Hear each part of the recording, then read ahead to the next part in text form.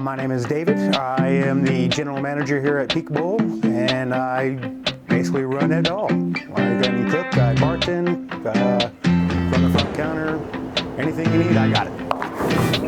It's just my house, this is my home. The staff here is friendly, everybody is amazing. A lot of friendly people, it feels like Cheers here, everybody knows your name.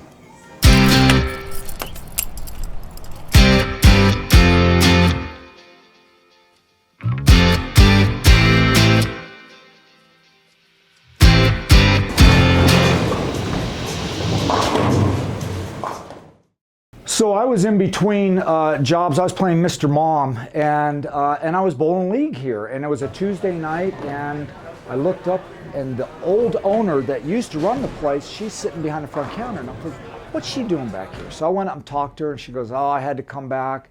What are you going to do with it? Well, I'm going to get somebody else in here, sell it. I said, I'd be interested. She's like, you would be? Can you do this? I said, oh, I know business. I got a 163 average. I can run a bowling alley. I was not happy at the time. I was very discouraged because Peak Bowl, the building was just in such bad shape. So I convinced her to sell it to me, and I brought in my business mentor as my partner, Larry Fair, and he did such a beautiful job fixing up the place, and we really turned it around. Well, I've seen the place go through, I don't know how many different ownerships over the decades. And you can see it from the eyes of a child. It was definitely a different bowling alley, but it's been my home forever. Between the two owners, their kids are working. They're very personable. They're just like you and me, which is very cool. So they put that personal touch onto it.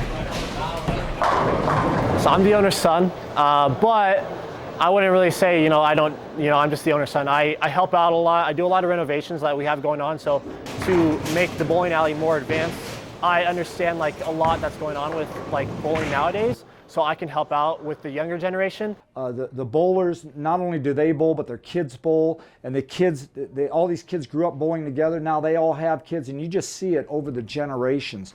I've seen kids, even my son Tice, he started bowling here when he was 2 years old.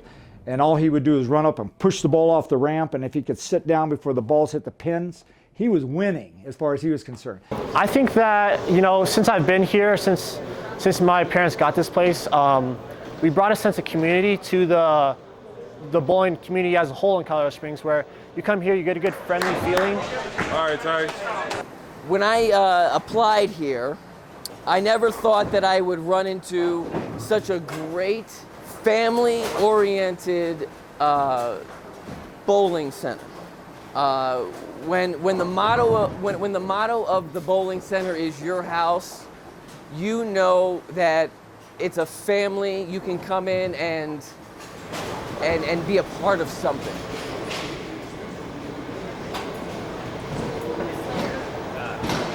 Larry,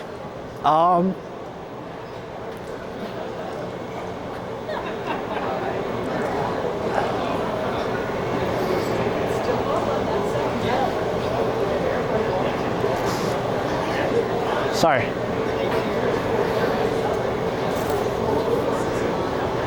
He's my godfather.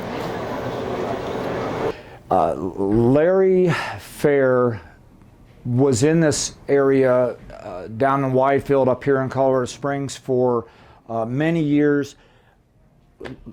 Larry touched so many people, it's hard for me to say. Would fix anything around here, just all around good guy. He was amazing. Miss him. Wish he was still here.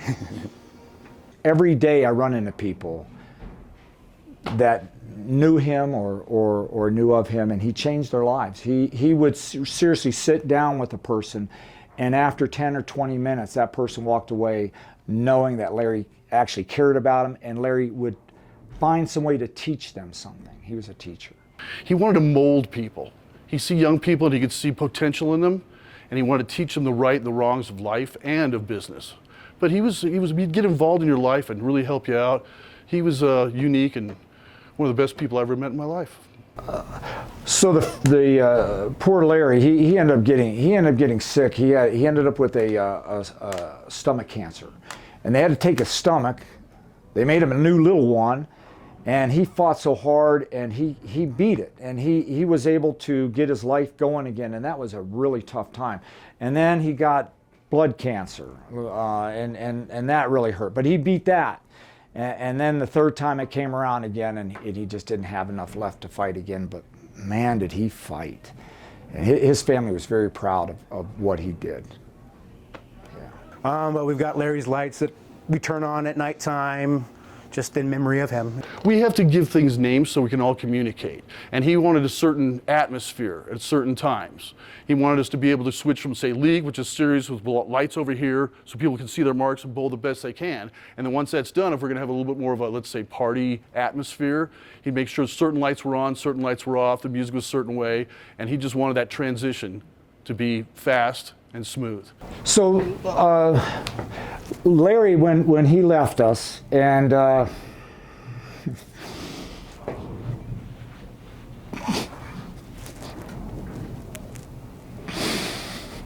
sorry about that.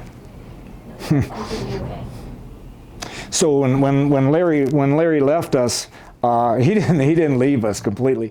My dad also, him and Larry worked so good together, and my dad helped in the pin setter area, and he did a lot of repairs with Larry and that. Well, shortly after Larry left us, my dad was walking in the back, and the weirdest thing happened.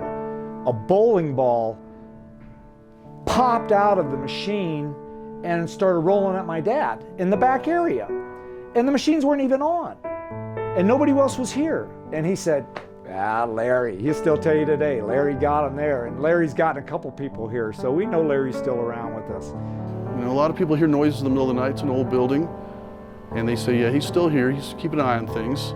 And you always just remember what it was like when he would walk through, and he would give you a pat on the back and then criticize you and then give you a pat on the back. What's your biggest life takeaway from people? I would say the hope. So, yeah. I mean, when we got people, Jordan and I were so hopeful, and so we kind of grew up here in our married life too, So this month we celebrate our 40th year anniversary, and so that's really exciting. But I remember as a younger couple, we were just so excited, to have this opportunity, and we literally put so much time into it. If you have hope, you have life.